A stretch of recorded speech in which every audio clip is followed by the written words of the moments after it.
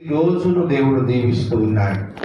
ఎంతమంది పొద్దున్న లేవగానే దేవానికి స్తోత్రం ఇచ్చిన ఈ రోజును బట్టి వందనాలని సంతోషిస్తున్నారు. ఈ ఉదయకాల సమయం హీరో రాజా గారు సేవకుడు ఎంతమందికి ఇల్లు ఉన్నాయి, ఎంతమందికి మూడు పూటలు తింటున్నారు, దేవుని దయ ఉన్నట్టే కదా అంటున్నాడు. దేవుని స్తోత్రం కనుక 3 పూటలు మనం భోజనం చేసినామంటే దేవుని దయ మన మీద, బతికున్నామంటే దేవుని దయ మన మీద ఉన్నట్టు. చచ్చిపోయిన దేవుని దయ లేదు, మన మీద దేవుని దయ ఉంది కాబట్టి చాలా సంతోషంగా దేవుల్లో ఉన్నాం. రోమాపత్రిక 4వ అధ్యాయం 1, 2, 3 వచ్చిన పక్కన వందనాలు చెప్పుకోండి. ప్రేమ కలిగిన మనసుతో దేవుని స్తోత్రం కలుగాక. రోమాపత్రిక 4వ అధ్యాయము 1, 2, 3 వచ్చిన. ఈరోజు అన్యజనులమైన మన మీద ఆయన సూచన ఏంటిది అనేది చూడబోతున్నాం. ఇప్పుడు దేవుడు నమ్ముకున్నావు, గుర్తు ఏందమ్మా అంటుంటారు. ఏమంటారు? గుర్తు ఏంటి? లేకపోతే ఇప్పుడు మీకు గుర్తు ఏంటిది? ఇప్పుడు మామూలుగా బస్ ఎక్కినారు, ఎక్కాని ఏమంటున్నాడు ఇప్పుడు కండక్టర్? ఏమంటున్నాడు? అడుగుతారు కానీ గుర్తు అడుగుతారు కదా, ఏమడుగుతారు? అది లేకపోతే టికెట్ తీసుకోవాలమ్మా అంటే అదొక గుర్తు. మనం దేవుని బిడ్డలం అని చెప్పుకోవడానికి గుర్తు ఏంటో మనం చూస్తున్నాం ఈరోజు. హల్లెలూయా. ఇది చాలా లోతైన విషయం. ఇది మన హృదయ అంతరంగములలో జరిగిన క్రియ. దీనిని చాలా జాగ్రత్తగా మనం గ్రహించాల్సి ఉంటుంది. ఇజ్రాయేలు ప్రజలకు లేని ధన్యత మనకు వచ్చింది. ధన్య వచనం, ధన్య కార్యం అని వ్రాయబడింది. మనం చదువుతాం. రోమాపత్రిక 4వ అధ్యాయం 1, 2, 3 వచ్చిన. కాబట్టి శరీర విషయమై మనము మూల పురుషుడగు అబ్రహామునకేమి దొరికినని అందుము. అబ్రహాము అతని క్రియల మూలముగా నీతిమంతుడిగా తీర్చబడిన ఎడల అతనికి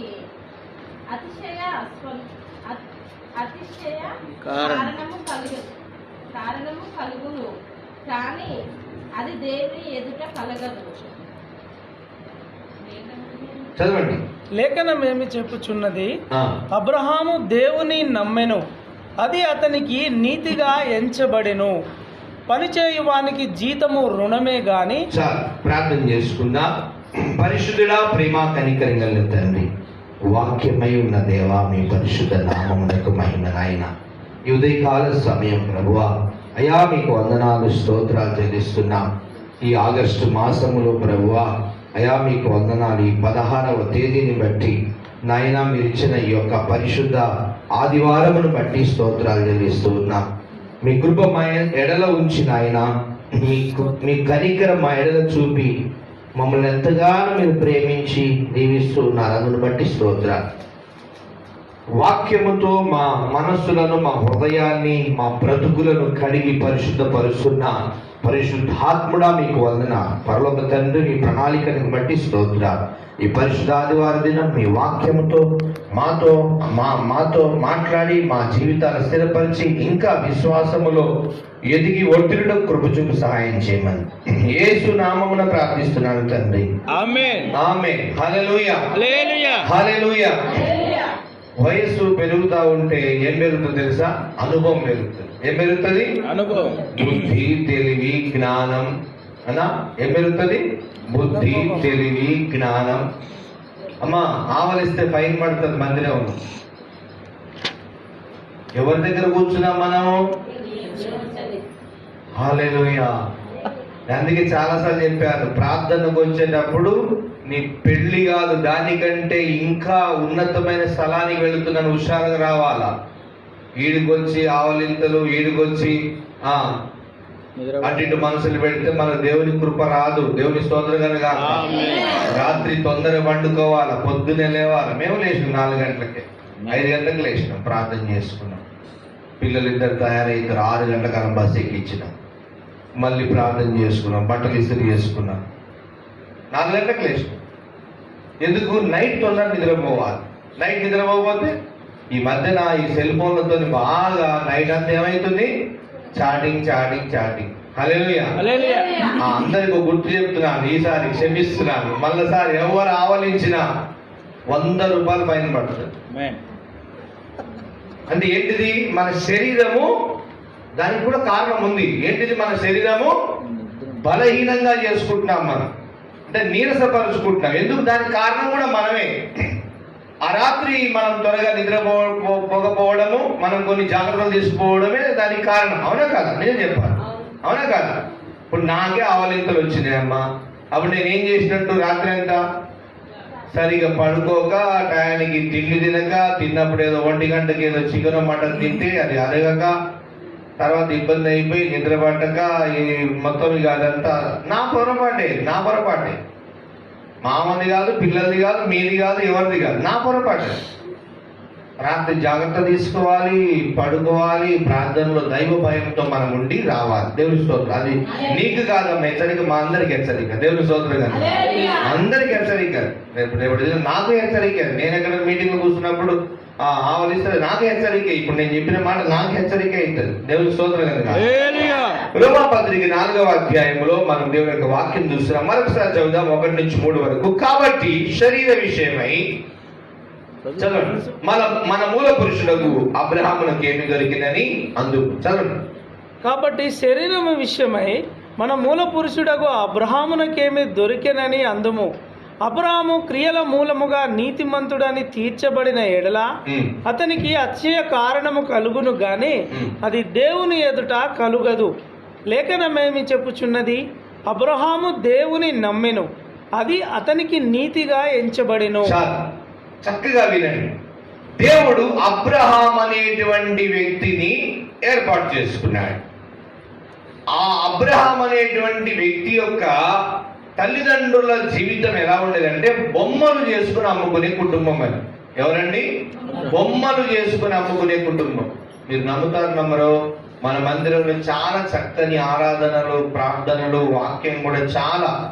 వాక్యం మీరు గ్రహిస్తున్నారు లేదు కానీ తమ్ముళ్ళు ఎంతో వాక్యం తెలిసిన వాళ్ళు గ్రహిస్తూ ఉంటారు. ప్రతి సమయంలో దేవుని వాక్కు విడుదలవుతుంది. దేవుని కృప, అది ఎవరిలో అతిశయం లేదు. ఇక్కడ ఆయన కృప ద్వారానే మనకు వాక్యము విడుదలవుతుంది. దాన్ని అర్థం చేసుకొని మన వాక్యానుసారంగా వర్ధిల్లాలి. దేవుని స్తోత్రం కనుక. హల్లెలూయా.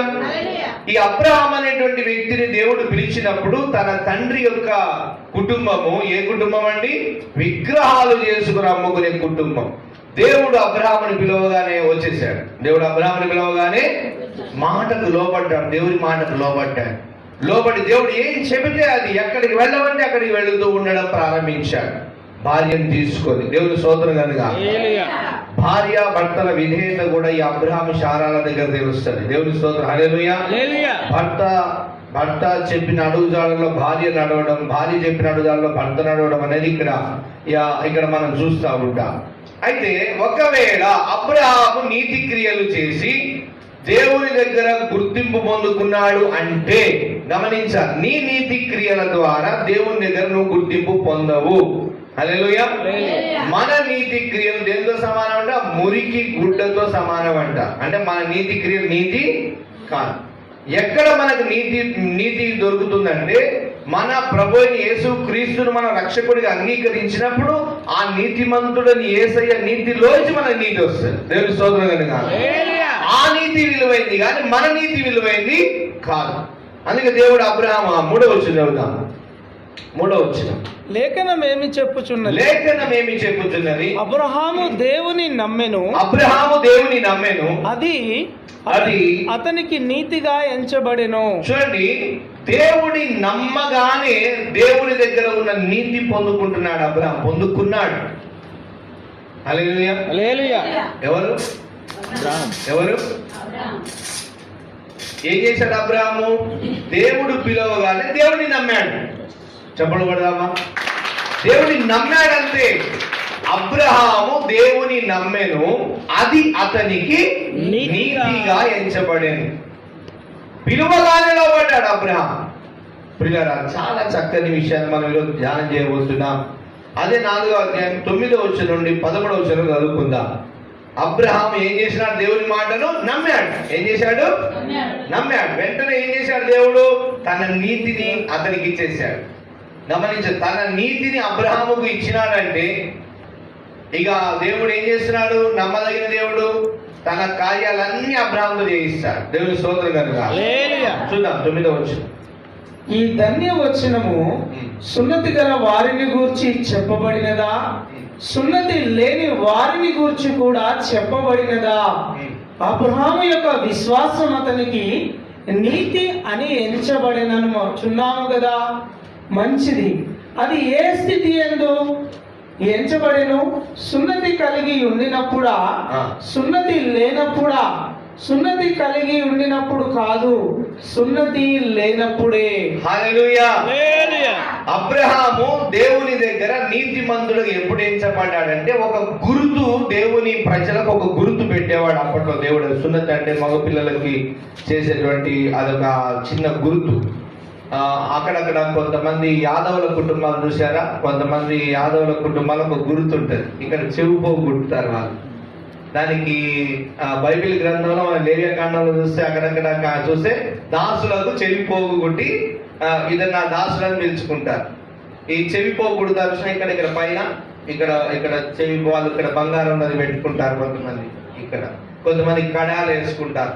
అది ఒక్కొక్క జాతికి ఒక్కొక్క గుర్తుల టైంలో మగపిల్లల విషయంలో దేవుడు ఒక సున్నతి కార్యక్రమాన్ని చేయించేవాడు. నిబంధన ప్రజలని అర్థం, వాగ్దాన ప్రజలని అర్థం. అది ఎప్పుడంటే ఇస్సాకు దగ్గర నుంచి ప్రారంభం అవుతుంది. కానీ దానికంటే ముందే అబ్రహాము ఏమని ఎంచబడ్డాడు? దేవుని దగ్గర నీతిమంతుడుగా ఎంచబడ్డాడు. అంటే తన నీతిని బట్టి అబ్రహాము దేవుడు నీతిమంతుడు అన్నాడా?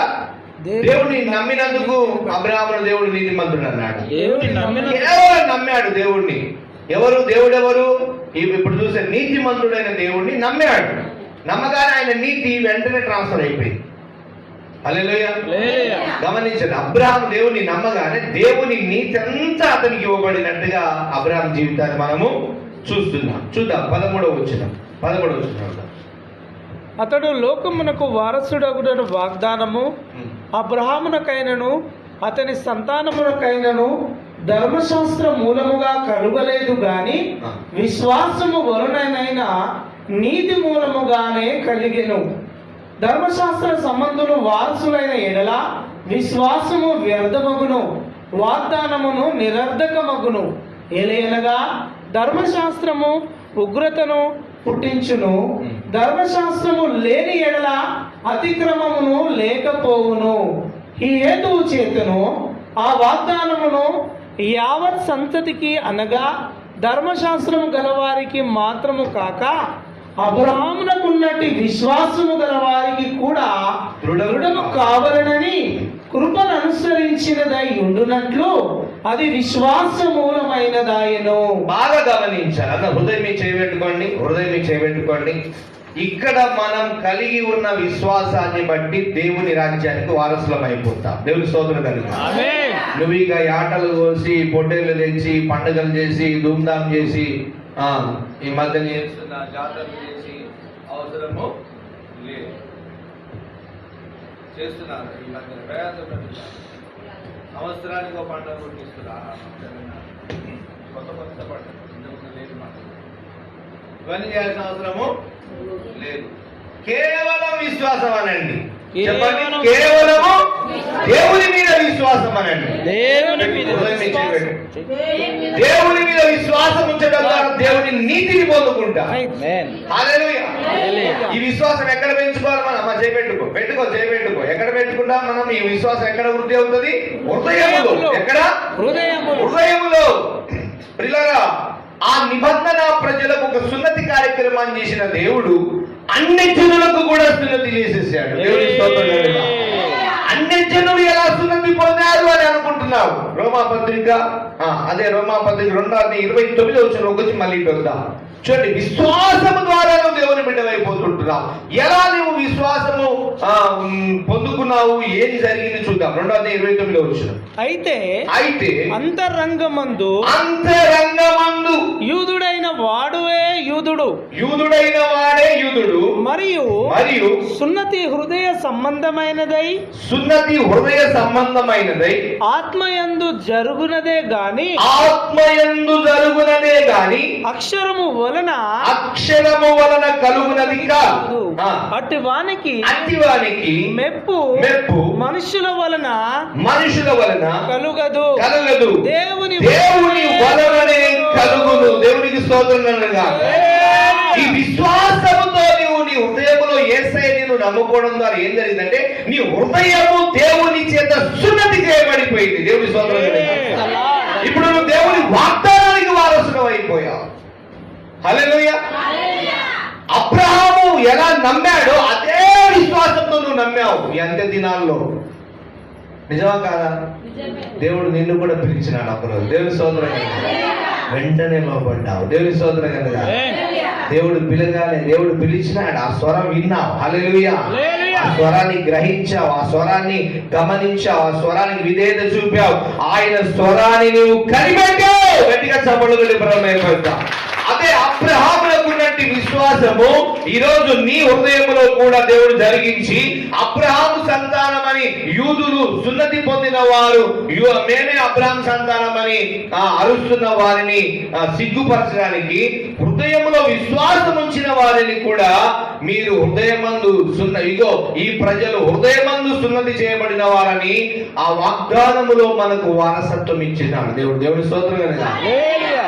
పిల్లలు ఏం తక్కువ చేశారు తెలుసా? దేవుడు మనకి ఏమీ తక్కువ చేయలేదు. ఫస్ట్ నేనేం చేసినాడు? అన్ని జాతుల్లో ఉన్న నీ పాపాన్ని క్షమించేశాడు. దేవుడు స్తోత్రం చెప్పండి. మన పాపాన్ని ఏం చేశాడు? పాప క్షమాపణ. ఇది ఎవరు చేయగలుగుతారా?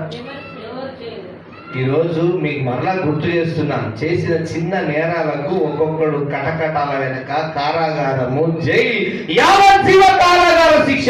అంటే ఆ స్త్రీ ఒక పురుషుణ్ణి ఏదైనా చేసి చంపివేసిన ఆ స్త్రీని జీవిత కాలం అంతా జైల్లో వేసేస్తున్నారు. మీకు చూపించాలి, నేను చెప్పాను. అప్పుడు కానీ భయం వస్తుంది మీకు. బయటికి రావడానికి లేదు. పిల్లలు అక్కడే తిరగాలి, అక్కడే చదువుకోవాలి. జైళ్ళలో చేసిన చిన్న తప్పుకి ఆ నేరానికి వారు ఎక్కడ పోయినారు? జీవిత ఖైదు, జీవిత కాలం అంతా జైల్లో ఉంటారు. బయటికి రారు. బయట ప్రపంచం తెలవదు, స్వేచ్ఛ ఉండదు. అలాంటి భారతదేశ చట్టమే ఇంత అధికారంతో ఉంటే మన పాపము క్షమాపణ పొందకపోతే పరలోక రాజ్యానికి పోగలుగుతాం మనం? పోలేం. పాతాళానికి వెళ్ళిపోతాం. అది శిక్ష. అది యావజ్జీవ కారాగార శిక్ష కాదని యుగయుగాల శిక్ష. అది దాని నుంచి తప్పించడానికి మన యేసయ్య మన కొరకు వచ్చి తన రక్తము కార్చి పాపమును క్షమించడానికి ఆయన చేయాల్సిన అన్ని చేసి నీకు అభిషేకం ఇచ్చి వెళ్ళిపోయినాడు. దేవుని స్తోత్రం కలుగునుగా. హల్లెలూయా. ఇప్పుడు నీ హృదయములో, నీ అంతరంగంలో దేవుని శక్తిని తీసుకోవడం నీ చేత కావడం లేదు. హల్లెలూయా. నీవు హృదయమందు సున్నతి చేయబడిన సూచన కనబడాలి.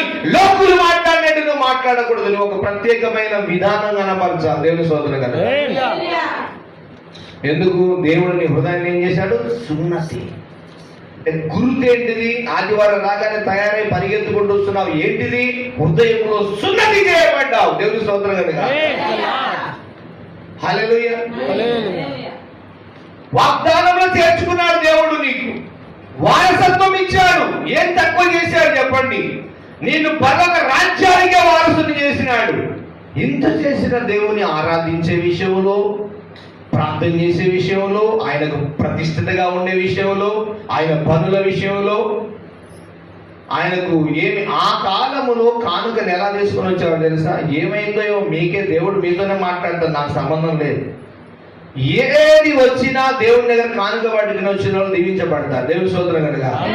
ఎందుకంటే దేవుని పని కొరకే, దేవుని పని కొరకు ఏది చేసినా దీవెన వచ్చేస్తుంది. కానీ చాలా మంది దేవుని దగ్గర క్రమాలు సరిగా ఉండకుండా, నేను ప్రార్థన చేస్తూనే ఉంటాను మీ కొరకు, అయా క్రమశిక్షణ నేర్పు, దీవించు, ఆయన ఆశ్రయించు, నేను చెప్తే ఇంటలేరు ప్రభువా, మీరే మాట్లాడండి. దేవుని స్తోత్రం కనుక. నేనేమి గద్దించను, ఏమి మిమ్మల్ని నిలదీసి ఏమి చెయ్యను, చెప్పను. నాకు వాక్యం చెప్పే సమయమే చాలు. దేవుని స్తోత్రం కనుక. మీ ఇష్టం, మీరు సరి చేసుకుంటారు. భయంతో ఆ రోజు తీసుకొని కానుకలు పక్కకు దాచుకునే వాళ్ళు దీవించబడుతూనే ఉన్నారు. ఎందుకంటే మన కష్టార్జితము దేవుని యొక్క పనిలో వాడబడాలి. ఏం కావాలి? మన కష్టార్జితము కష్టం చేసేవాడు ఏమొస్తుంది? దేవుడిచ్చిన ఈ శరీరము ఖర్చు అవుతుంది. ఇందులో రక్తం ఖర్చు అవుతుంది. ఈ రక్తం ఖర్చు అయి వచ్చిన డబ్బులోని ఆ డబ్బు తీసుకొని వచ్చి ధర్మంగా అప్పులు చేసి పెట్టాల్సిన అవసరం లేదు. నీ కష్టార్జితమును దీవించాలని దేవుడు. ఒక రోజు కూలికి పోయావు, 550 పక్కకు తీసి ఆ కష్టార్జితం, నీ రక్తం ఉంటుంది అందులో, దేవుని స్తోత్రం కలుగుతుంది. అది ఆ పరిచర్య కొరకు వాడబడినప్పుడు, దేవుని పని కొరకు, సేవకుని పరిచర్య కొరకు, మందిర నిర్మాణం కొరకు, దేవుని పని కొరకు, దేని కొరకు వాడబడ్డ దాని ఆశీర్వాదం మీ తల మీదకి వచ్చేస్తుంది. దేవుని స్తోత్రం కలుగుతుంది. ఇక్కడ చాలా డ్రామాలు చేస్తూ ఉంటారు, చాలా డ్రామా. యాకోబు ఏమంటారు తెలుసా? యాకోబు ఓ దేశానికి వెళుతున్నప్పుడు, దేవుడు చెప్పిన ప్రదేశానికి వెళుతున్నప్పుడు యాకోబు దగ్గర ఆగిపోయినప్పుడు ప్రార్థన చేస్తాడు. నీవు నాకు కట్టుకొనుటకు వస్త్రమును, తినుటకు ఆహారమును ఇస్తే నీవు నాకు ఇచ్చు యావత్తులో 10వ వంతు ఇచ్చేస్తా అంటాడు. ఉదయం నిద్ర లేవగా తెల్లవారుతుండగా దేవుని ప్రార్థన చేస్తారు. ఇప్పుడు కాదు, ఇది 6000 సంవత్సరాల క్రితం లేకపోతే 5000 సంవత్సరాల క్రితం చరిత్ర. ఒక వ్యక్తి తర్వాత వచ్చుబడి యావత్తులో ఇవ్వండి అన్నాడు. అన్నాడు లేదా? మరి అది మన మాటలే కదా. వచ్చుబడిలో ఇయ్యం, దేవుడు ఇచ్చే దాంట్లో ఇయ్యం, దీవెనలు కావాలి, ఆశీర్వాదాలు కావాలి. ఎట్లా వస్తాయి? దేవుడు సిస్టమ్ అది, మన సంబంధం. నేను అడగనమ్మా, నేను ఎవరిని అడగను. మీకు దశమ భాగాల గురించి అది చెప్పనే చెప్పాను. దేవుని స్తోత్రం కనుక అయిపోయింది, ఎక్కువ అయిపోయింది. నేను చెప్పేశాను, దేవుడు చూసుకుంటాడు. మీకు ఎప్పుడు దేవుడు మీ హృదయంతో మాట్లాడితే అప్పుడు తీసుకొని వచ్చి మీరు దేవుని మందిరంలో పనులలో పాల్పొందండి. హృదయంలో మనం ఏం చేయబడ్డాము అంటే, మనలను దేవుడు ప్రతిష్ఠించుకున్న తర్వాత మనం ప్రతిదీ గమనించి దేవుల్లో చక్కగా చేస్తే ఎక్కడ ఆనందిస్తాం? మనం దేవుని దగ్గర పరలోకంలో ఆనందిస్తాం. ఎక్కడ ఆనందిస్తాం? మరి ఇక్కడ 100 ఏళ్ళు ఎట్లా తెలుసు? ప్రతి శరీరానికి తెలుసు 100 ఏళ్ళ తర్వాత చచ్చిపోతాం. అవునా కాదా? అవునా కాదా? ప్రతి శరీరానికి తెలుసు. పిచ్చోడు అడిగినా చెప్తాడు, ఏముంది సార్ చచ్చిపోయింది ఏం కాదు అంటుంటాడు పిచ్చోడు కూడా. అంటే చావలేని తెలుసు, తర్వాత ఏం చేస్తారో తెలియదు చాలా మంది. మొన్న దినాన్ని నేను ఒక దగ్గర జ్ఞాపకాల గుడికి వెళ్ళినప్పుడు చెప్పినప్పుడు అక్కడ వాక్యము ఎందుకు నమ్ముకోవాలి యేసయ్యని అని నేను గంభీరంగా చెప్తా ఉన్నాను. చెప్తుంటే పరిశుద్ధాత్ముడు చెప్పాడు, మృతులైన తర్వాత పునరుత్థాన బలం కావాలంటే యేసయ్యని నమ్ముకొని చెప్పన్నాడు. దేవుని స్తోత్రం. మృతులమైన తర్వాత ఏం పొందుకోవాలి మనము? పునరుత్థాన బలము. ఎందుకు నమ్ముకోవాలి? ఇప్పుడు చెప్పండి, యేసయ్యని ఎందుకు నమ్ముకోవాలి? ఎందుకు నమ్ముకోవాలి? ఎందుకు నమ్ముకోవాలి? చచ్చిన తర్వాత మళ్ళీ బతికి దేవుని దగ్గరికి వెళ్ళాలి, అది నమ్ముకోవాలి. అదే రోమాపత్రిక 4వ అధ్యాయము చివరి వచ్చిన చూడండి ఒకసారి. 4వ అధ్యాయం చివరి వచ్చిన మాట ఉంటది. అబ్రహాము ఎలా నమ్మాడు తెలుసా? అబ్రహాము యేసు ప్రభు పుట్టనప్పుడు, అసలు ఈ కార్యం అంతా జరగనప్పుడే అబ్రహాం దేవుడిని నమ్మాడు. అందుకే ఆయనకు ఆ శక్తి ఇవ్వబడింది. 4వ అధ్యాయం చివరి వచ్చింది చదవండి. ఆయన మన అపరాధముల నిమిత్తము అప్పగింపబడి, వింటున్నారా? శ్రద్ధగా చెవులు తెరిచి స్తోత్రం చెప్పండి. ఆయన మన అపరాధముల నిమిత్తమై అప్పగింపబడి మనము నీతిమంతులముగా తీర్చబడుటకై లేపబడెను. హల్లెలూయా. ఇప్పుడు ఆయనను నమ్మిన నీవు కూడా ఆయనతో పాటు నువ్వు పునరుత్థాన బలం పొందుకొని నిలబడతావు. దేవుని స్తోత్రం గాని. హల్లెలూయా. ఎందుకు నమ్ముకోవాలి? చాలా తక్కువ చేసి ప్రసంగాలు చేశారు ఇంతకు మన ముందున్న క్రైస్తవ సమాజం. ఎందుకు నమ్ముకో? అన్ని జనం చెప్పడం పెద్ద భయమా? నాకు భయం లేదు. అన్ని జనం ముందు గంభీరంగా చెప్తాను నేను. దేవుని స్తోత్రం గాని. దేవుడు లోపల బలం ఇయ్యాలి కదా. బలమీయాలగా దేవుడు లోపల బలమీయంది, బయటికి పోతే మనము ఇబ్బంది పడతాం. బలమీయాల, వాక్యం బలమీయాలి, ఆ దైవ శక్తి ఉండాలి. ఏదో ఒంటికి పోయి రోడ్ల మీద వేస్తే తన్నులు తింటారు, జాగ్రత్త. అట్లా రోలేము, మనం చేయలేము. లోపల అంతరంగంలో ఏముండాలి? బలం ఉండాలి. హల్లెలూయా. అంతరంగంలో శక్తి ఉండాలి. మీరు మాట్లాడితే అద్భుతాలు జరిగే కాలం వస్తుంది, రానున్న కాలం. దేవుని స్తోత్రం. ఎందుకంటే హృదయంలో సున్నతి చేయబడ్డ అయితే శక్తి పొందుకోవాలి, గ్రహించడం లేదు. మనం ఏం చేయడం లేదు? శక్తిని గ్రహించడం లేదు. గ్రహించాలా వద్దా? నిన్ను సృష్టించిన దేవుడు నీ మరణాన్ని కొట్టివేశాడు. ఇది గ్రహించాలి. దేవుని స్తోత్రం కనుక. ఒకవేళ శరీరము క్షీణించి చనిపోయిన తర్వాత కూడా మన ఆత్మకు ఏ బలం వస్తున్నాడు? దేవుడు పునరుత్థాన బలం. అంటే ఇక చావు లేదు, చెప్పకూడదా? ఇక చావు లేదు. మృత్యుంజయుడుగా లేచిన యేసు మనల్ని ఏం చేస్తున్నాడు? మళ్ళీ చదవండి. 4వ అధ్యాయం చివరి వచ్చిన మళ్ళీ చదవండి. ఆయన 25 వచ్చిన ఆయన మన అపరాధముల నిమిత్తము అప్పగింపబడి మనము నీతిమంతులముగా తీర్చబడుటకై లేపబడెను. పాపములుగా తీర్చబడ్డగా నీతిమంతులు తీర్చబడ్డగా? నీతిమంతులముగా. ఎంత ధన్యత!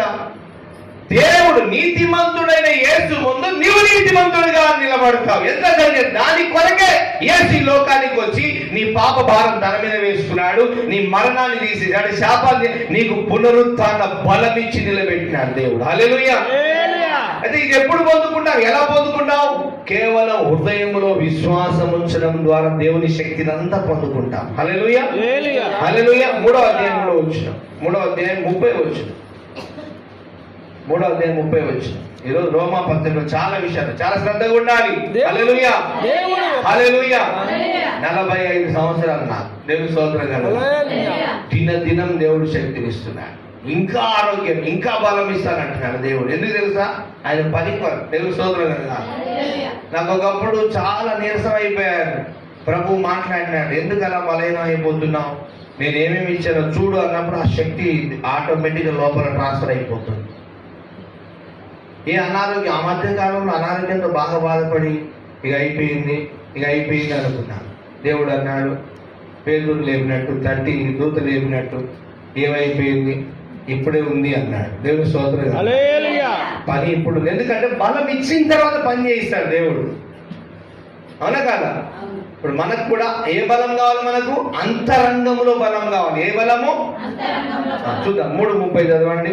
దేవుడు ఒక్కడే గనుక ఆయన సున్నతి గలవారిని విశ్వాస మూలముగాను సున్నతి లేని వారిని విశ్వాసము ద్వారాను నీతిమంతులనుగా తీర్చును. విశ్వాసము ద్వారా ధర్మశాస్త్రమును నిరర్ధకము చేయుచున్నామా? అట్లన రాదు, ధర్మశాస్త్రమును స్థిరపరచుచున్నాము. స్తోత్రం. హల్లెలూయా! ఏం జరుగుతుంది? ధర్మశాస్త్రం అంటే దేవుని యొక్క క్రమం ఉంటుంది. దేవుని క్రమంలో చెప్పాలంటే అబ్రహాము సంతానం వారంతా మేము చాలా పెద్ద ప్రతిష్టత కలిగిన ప్రజలమని అనుకుంటూ ఉండేవారు. కొంతమంది ఉంటారు, 2 ఊరి మీద కొన్ని కులాల వారు. అర్థమైన ఎవరు? మీరు వింటున్నారా లేదా అని మధ్య ఎవరు చెప్పాలి? ఎవరు? గర్వంగా బడాయి చేస్తా ఉంటారు. అవునా? ఓ మేము అది ఇది అంటాడు. గాలి వేయింది జరిగిన కథకి గాలి వేయింది. ఊరు మొత్తం సిగ్గు. ఒక ఆడదాన్ని స్త్రీ పెద్ద కుటుంబం. ఏమైంది? 2కి గడ్డి చిన్న పనులు చేసేసి ఏదో ప్రశాంతంగా ఏదో చేసి హత్య చేస్తారు. అసలు ఏం జరిగినా తెలియదు, కానీ ఆ లేడీ యొక్క హత్య జరిగిన ఆ సీన్ ఫోటోలు చూసినప్పుడు ఈ అబ్రహాం సంతానం అన్నటువంటి ప్రజలు కూడా మేమే సున్నతి కలిగిన వారమని బాగా గర్వంగా ఉండేవారు. అది పేతురు టైంలో మనకు తెలుస్తుంది. పేతురు కూడా అదే అహంతో ఉంటాడు. పేతురు కూడా, పౌలు కూడా అదే అహంకారంతో ఉంటాడు. నేను బెన్యామీను గోత్రుడు, అన్ని తెలిసిన వాడని అని చెప్పి క్రైస్తవులందరూ వేసుకొని పోయి కొడతా ఉంటాడు. తర్వాత దేవుడు దర్శిస్తే వామ్మో అని చెప్పి లోపడతాడు. ఎలా ఉంటారు కొంతమంది కులాలు? చెప్పాలి, ఇది మన ప్రజల మధ్యలో జరిగినాయి కాబట్టి చెప్పాలి. ఆ కాలంలో అక్కడ పక్కన జరిగినాయని చెప్పుకునేవారు. గర్వం ఎంత భయంకరం! హత్య చేయొచ్చు, ఏదో బుద్ధి చెప్పి, ఏదో సత్యం చెప్పి, ఏదో చేయొచ్చు. మానవత విరోధం ఏమైతే అంత కటకటాలు. హల్లెలూయా! ఏ కులమా? చిన్న కులమా? తెలివి లేని కులమా? కొన్ని కోట్ల రూపాయల ఆస్తి కలిగిన, కొన్ని విలువలు కలిగిన కుటుంబం. ఏం లేదు, బుద్ధి లేని పనులు చేస్తాం. హల్లెలూయా! ఈ అబ్రహాము సంతానములో ఉన్నటువంటి ఇజ్రాయేలు ప్రజలు కూడా ఒకటే గర్వం. ఇప్పుడు కూడా ఉందంట ఆ ఎఫెక్ట్ యెరూషలేములో. మేమెప్పుడు షేక్స్, మేము ఇజ్రాయేల్లో అన్నిడు దూరమండు అంటుంటారంట. అన్ని దగ్గర రానియరంట.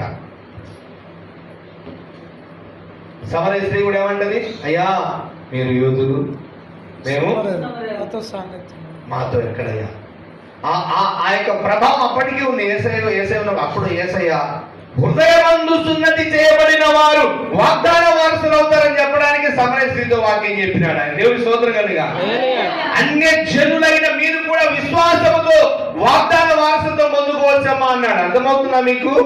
నీ హృదయంలో ఉన్న విశ్వాసం ద్వారా నువ్వు దేవునికి వాగ్దాన వారసురాలు అయిపోవచ్చు. దేవుని స్తోత్రం కనుక. ఇదేమైనా కష్టమా? ఇప్పుడు ఎవరైనా ఆపగలరా నీ విశ్వాస జీవితాన్ని?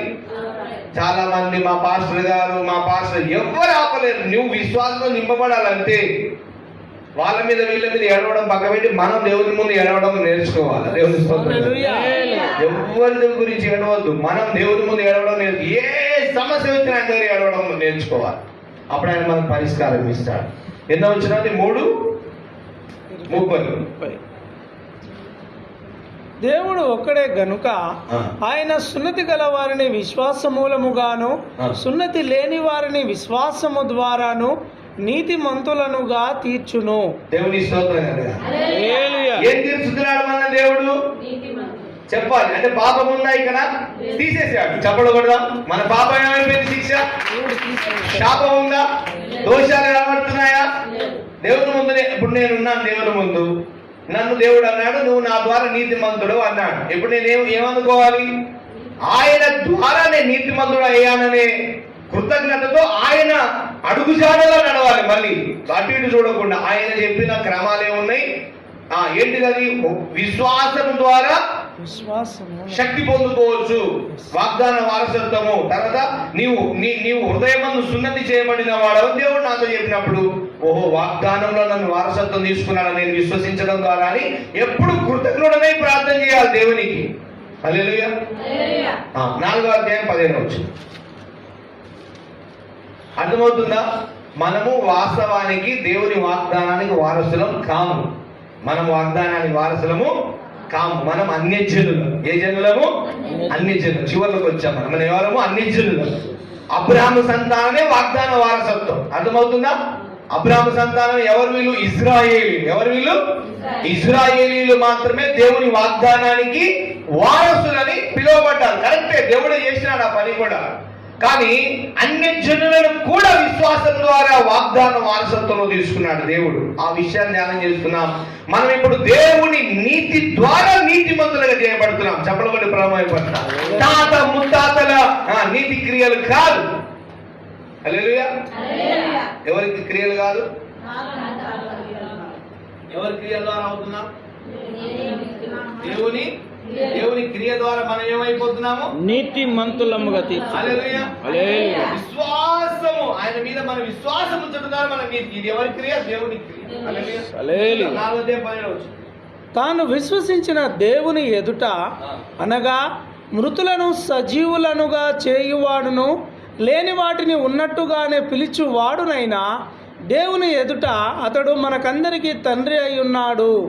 ఇందును గూర్చి నిన్ను అనేక జనములకు తండ్రినిగా నియమించితినని వ్రాయబడి ఉన్నది. హల్లెలూయా. ఈ అబ్రహాము ఎలాంటి విశ్వాసం కలిగి ఉన్నాడో అలాగే ప్రారంభమైందండి మన జీవితం. ఒకసారి చెప్పబడి ప్రారంభమైపోతాం. హల్లెలూయా. ఏదేదో జాతులలో ఉన్న మనలను దేవుడు పిలువగానే లోపడ్డాం బాగానే ఉంది, కానీ ఎక్కడ కూడా పడిపోకుండా దేవుని వెంబడించాలి. హల్లెలూయా. హల్లెలూయా. వచ్చా యోబు అనే వ్యక్తికి శ్రమ రాలేదా? భార్యను కూడా తిట్టలే ఆయన. నోటితో భార్యను కూడా తిట్టలే. మూర్ఖురాలు మాట్లాడకు. దేవుడు మంచి చేసినప్పుడు అనుభవించాం కదా, చెడు చేసినా అనుభవించాం. దేవునికి మహిమ కలుగునుగా కాను. పిల్లలందరూ పోయారు. అప్పుడే ఏమన్నాడు? యెహోవా ఇచ్చను, యెహోవా నామమునకే మహిమ కలుగునుగా. ఏం చేస్తాం మనం? మీరు చెప్పండి ఒకసారి. ప్రశాంత ఏం చేయగలం? ఒక కొడుకును సృష్టించుకోగలవా? బిడ్డను సృష్టించుకోగలవా? మళ్ళీ చిన్న వయసు నువ్వు చేసుకోగలవా? ఏదైనా మనం చేసుకోగలవా? ఏదైనా అవయవాలను సృష్టించుకోగలవా? యెహోవా ఇచ్చని యెహోవా తీసుకోలేడు. దేవునికి మహిమ కలుగును గాక. అదే 4వ అధ్యాయం 25వ వచనం చూద్దాం. అదే 25వ వచనం.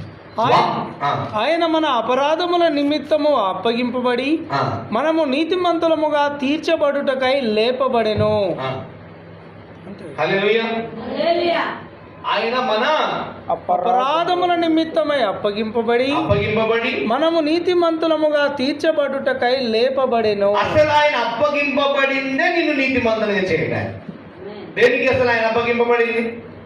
యేసయ్య ఎందుకు వచ్చాడు చెప్పాలి. అందరు సంతోషంగా ఎట్లా ఉండాలి తెలుసా? ఆనందంగా ఉండాలి. పాపముల కొరకు. అసలు యేసయ్య భూలోకానికి వచ్చింది ఎవరి కొరకు? నా కొరకు అని చెప్పండి. నా కొరకు అని చెప్పండి. పాపం కొరకే, కానీ పాప క్షమాపణ కొరకు, పాపం క్షమించడానికి, తర్వాత ఏం చేయడానికి, నీతిమంతులుగా చేయడానికి వచ్చినాడు. హల్లెలూయా. హల్లెలూయా. ఉంటది పాపం, ఉంటది మన మీద దోషం ఉంటది, అన్ని తీసేసి నీతి వస్త్రం కప్పి ఆయన మనల్ని నిలబెట్టుకోవడానికి వచ్చినాడు. దేవుని స్తోత్రం. ఆ గొప్ప దేవుని దగ్గర మనం ఎలా ఉండాలి? హల్లెలూయా. రోమాపత్రిక 15వ అధ్యాయం 6వ వచనం నుండి చాలా జాగ్రత్తగా అన్ని జనుల గురించి రాయబడిన విషయం ధ్యానం చేద్దాం మనం. ఇదే రోమాపత్రిక. అన్ని జనులం మనం, వాస్తవానికి మన కృప లేదు మన మీద, అసహించుకుంటారు. ఊర్లలో కూడా కొన్ని కులాలంటే అసలు దగ్గర రానియరు. బయట ఏమైంది ఏందో, అదొక లోపల భయంకరమైన జబ్బది. నిజమా కదా? జబ్బు. ఒక ఇంటి ముందరకు ఒకటి పోయి లోపల పోతు అంటుంటారు. అది ఏమైంది? ఏదో ఒక జబ్బు ఉంది వాడిలో, నీకు కాదు, వాడిలో ఉంటే జబ్బు. దేవుని స్తోత్రం కనుక ఆ జబ్బు వాడిలో ఉంటది. గర్వపు జబ్బు, అహంకారపు జబ్బు, కులము మతం అనేటువంటి పిచ్చితో ఉన్న జబ్బు. ఆ జబ్బు వాడిని పోయిస్తే రక్తం వచ్చినప్పుడు మనం పోస్తే రక్తం రాదా? వాళ్ళలో ఉన్న అసలు దైవత్వం వారికి తెలుసా పాస్టర్ గారు? అసలు దైవత్వం అని చెప్తున్న వారికి దైవత్వం తెలుసా? దైవత్వం అంటే నిన్ను నన్ను ఒకే దేవుడు సృష్టించినాడని అనాలి. నిన్ను ఒక దేవుడు నన్ను ఒక దేవుడు అంటే కాదు కదా. దేవుడు ఒక్కటే చూసాం మనం ఇప్పుడు దాకా. అసలు వాళ్ళకి తెలుసా దైవత్వం? తెలియదు. వాళ్ళ దగ్గర ఉంది భయంకరమైన సైతాన్ చేస్తారని వాళ్ళ దగ్గర ఉన్నాయి. వాళ్ళు మనల్ని అంటా ఉంటారు వ్యతిరేకంగా. దైవత్వం ఉన్న వాళ్ళలో లేదు. మనం దేవుని యొక్క సన్నిధిలో ఉన్నాం ప్రియులారా. రోమాపత్రిక 15వ అధ్యాయం 6వ వచనం. మన ప్రభు అయిన యేసుక్రీస్తు తండ్రి యగు దేవుని మహిమపరచు నిమిత్తము క్రీస్తు యేసు చిత్త ప్రకారము ఒకరితోనొకడు మనస్సు కలిసిన వారై యుండునట్లు ఓర్పునకు ఆదరణకును కర్తయగు దేవుడు మీకు అనుగ్రహించునుగాక. కాబట్టి క్రీస్తు మిమ్మును చేర్చుకొనిన ప్రకారము దేవునికి మహిమ కలుగునట్లు మీరును ఒకరినొకడు చేర్చుకొనుడి.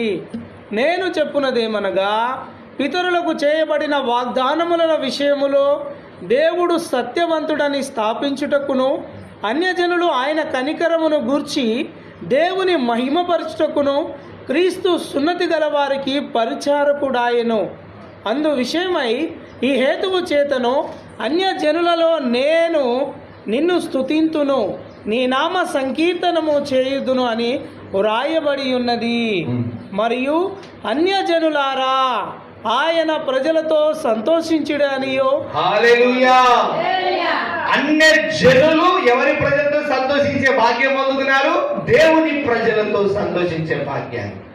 హల్లెలూయా. ఇప్పుడు చెప్పండి, దేవుడు మనకు అన్యాయం చేశాడా న్యాయం చేశాడా? అసలు మనం ఏం చేయడానికి ఆయనకి భూమి మీదకి వచ్చినాడు? మనను నీతిమంతులుగా చేయడానికి. ఏం చేయడానికి? ఇక ఉంటుందా? ఏమైనా ఉంటుందా? ఇప్పుడు తల్లి బిడ్డను కొడుకును చేతిలో పట్టుకు మొత్తం శుభ్రంగా స్నానం చేయించిన వాడు మురికి కనబడుతుందా? ఇప్పుడు మనల్ని ఏం చేయడానికి ఆయన వచ్చినాడు యేసయ్య భూమికి? ఆ నీతిమంతునిగా చేయడానికి వచ్చిన దేవుని మీద మనము ఇంకా విశ్వాసం పెంచుకోవాలి. దేవుని స్తోత్రం కాక. చదువు తర్వాత వచ్చిన మరియు యెషయా ఇలాగూ చెప్పుచున్నాడు, యెషయా నుండి వేరు చిగురు అనగా అన్య జనుల నేలుటకు లేచువాడు వచ్చును. ఆయన యందు అన్య జనులు నిరీక్షణ ఉంచుదురు. దేవుని స్తోత్రం. అన్య జనులు నిరీక్షణ. ఇప్పుడు చెప్పండి, మనమందరం ఈ పనిలో ఉన్నామా లేదా? మనమందరం ఎవరి కొరకు చూస్తున్నాము?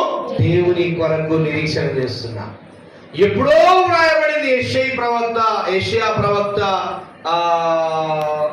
లేకపోతే మొద్దులో నుంచి ఇలాగున చిగురు వస్తుందని వ్రాయబడిన మాట నెరవేర్చబడింది. ఇప్పుడు అది ఎప్పుడో వ్రాయబడింది.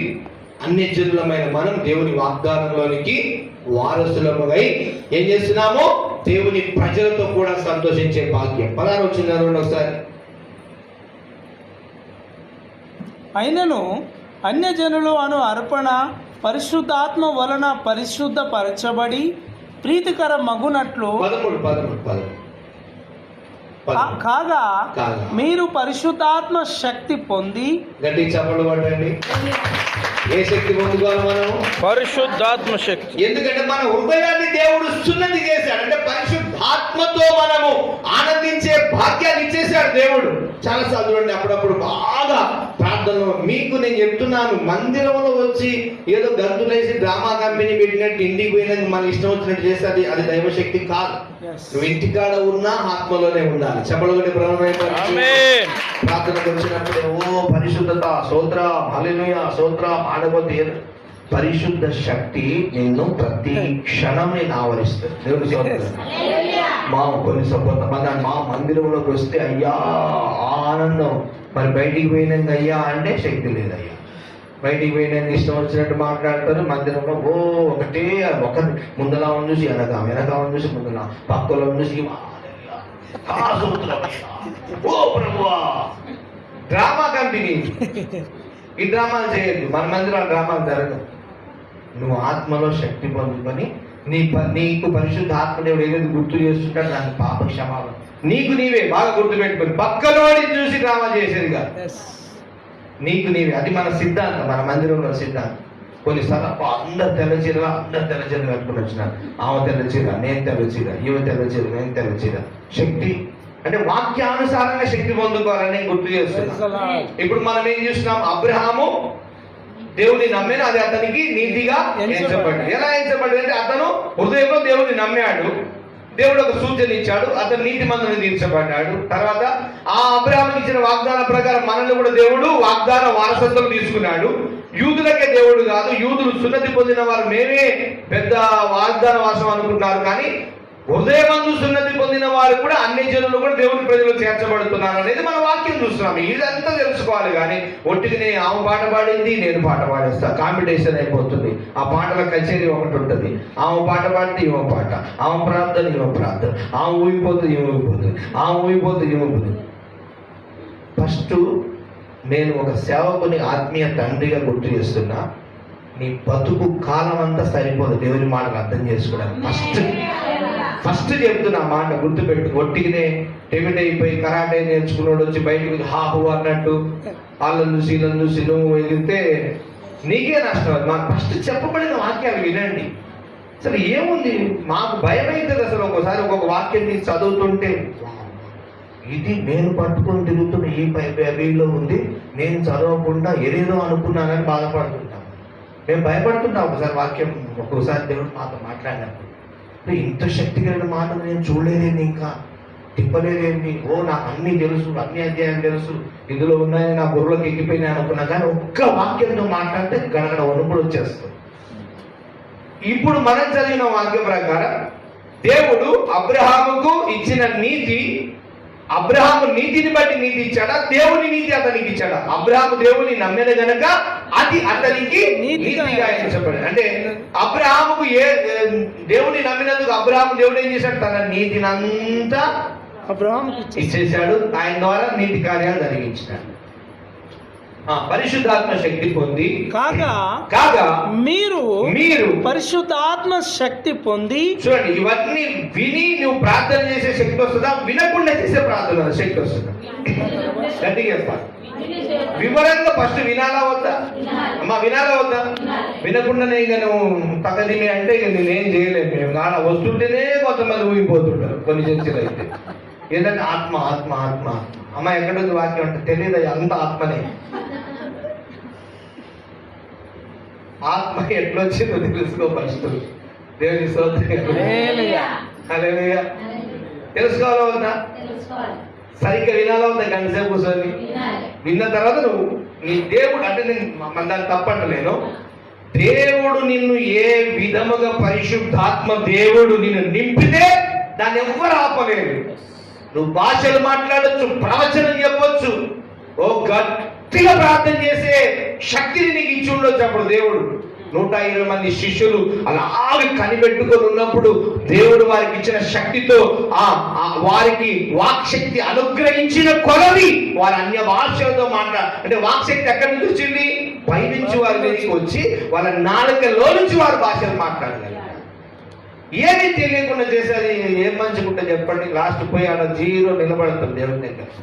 చాలా ఉన్నాయి, తెలుసుకోవాలి మనం. దేవుని సోదరుడు చూద్దాం. కాగా మీరు పరిశుద్ధాత్మ శక్తి పొంది విస్తారముగా నిరీక్షణ గలవారగుటకు నిరీక్షణ కర్తయగు దేవుడు విశ్వాసము ద్వారా సమస్త ఆనందముతోను సమాధానముతోను మిమ్మును నింపునుగాక. ఎవరు నింపుతారు? శుద్ధాత్మదేవుడు. ముందరామని చూసి నిజం నిజం చెప్తున్నాను, నేను చాలా సంఘాలలో జరుగుతున్న తప్పిది. సరిగ్గా నిలబెట్టి వాక్యం ఏంది, ఏముంది చెప్పు కరెక్ట్గా, అసలు వాగ్దానం ఏంది, వారసత్వ పరిశుద్ధాత్మ ఎట్లా వస్తుంది అని ఏం చెప్పంటే ఏమి లేదయ్యా, మొత్తం ఆత్మనే తల్లి. చదువు లేని వారు కూడా ఆ రోజుల్లో ధ్యానం చేసి పౌలు చెప్పిపోయిన ప్రసంగాలు విని కొంతమంది స్త్రీలు పరీక్షించిన అట్లున్నాయా లేవా లేఖనాలు చూడండి అని చెప్పి కూర్చొని చూసిన తర్వాత పౌలు కరెక్ట్ చెప్పాడు అని చెప్పి వాళ్ళు గుర్తించారు. నువ్వు పరిశుద్ధాత్మ శక్తిని పొందుకున్న తర్వాత సమాధానం, చపలు కొడదామా, సంతోషం. ఏంటి అది? సంతోషం. కలవరం కాదు, కంగారు కాదు, ఆందోళన కాదు, అల్లరి కాదు, వస్తుంది ఆనందం. కానీ చాలా కొన్ని చర్చెస్ ఇప్పుడు జాయిస్ మీద వాళ్ళు హోలీ స్పిరిట్లో ఆనందిస్తూ ఉంటారు.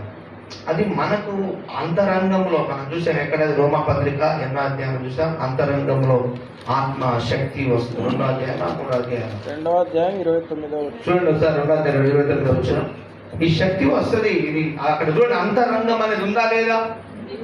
అయోమయం అని ఉందా? చదవండి ఆయన. అయితే అంతరంగమందు యూదుడైన వాడే యూదుడు మరియు సున్నతి హృదయ సంబంధమైనదై. చూడండి ఇప్పుడు మన గుర్తు ఏంటిది? దేవుడు నీ హృదయాన్ని సున్నతి అంటే నిబంధనకు గుర్తుగా చేసుకున్నాడు. దేవుని స్తోత్రమే కాక నువ్వు ఇప్పుడు దేవుని చేత ఏర్పాటు చేయబడ్డ ఒక ముద్ర వేయబడింది నీ మీద. హల్లెలూయా. అవునా? మన హృదయం సున్నతి చేయబడిందా లేదా? చెప్పండి ఒకసారి. ఓకే అన్న మందిరం చేయబడిందా లేదా? నిద్ర లేవగానే యేసయ్య అంటున్నాం. అవునా కదా? హృదయం మీద చేయబెట్టుకోండి. హృదయం సున్నతి అయిందా కాలేదా? అయిపోయింది. అప్పటి ప్రజల గుర్తు ఏంటిది? శరీర సంబంధమైన సున్నతి. అప్పటి ప్రజల గుర్తు ఏంటిది? శరీర సంబంధమైన. స్త్రీలుగా చెప్పడం ఇబ్బంది కానీ అప్పుడు సంబంధం అదొక చిన్న గుర్తు చెప్పారు కదా, అదొక గుర్తు.